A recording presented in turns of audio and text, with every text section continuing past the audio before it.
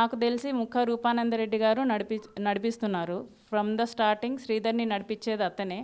ఇప్పుడు మా బ్రేకప్కి కూడా కారణం అతనే అనేసి నేను భావిస్తున్నాను. లేదు అనేసి అంటే అతను కామ్గా ఉండాల్సిన అవసరం లేదు. ఎందుకంటే అంత డబ్బులు ఖర్చు పెట్టి ఎమ్మెల్యేని చేసిన అతన్ని ఇప్పుడు ఇలా ఒకటి నడుస్తుంది.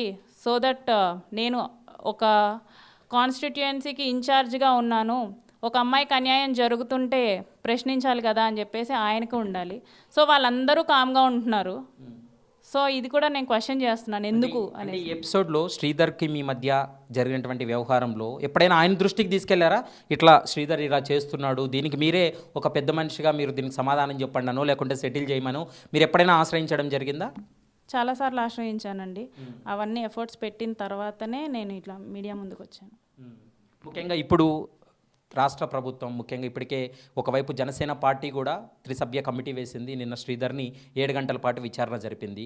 ఆయన చెప్తున్నాడు మీడియా ముందు, నా దగ్గర ఉన్నటువంటి ఎవిడెన్స్ను కూడా నేను త్రిసభ్య కమిటీ ముందు ప్రొడ్యూస్ చేశానని చెప్తున్నాడు. ఆయన దగ్గర ఏం ఎవిడెన్స్ ఉంటాయని మీరు భావిస్తున్నారు?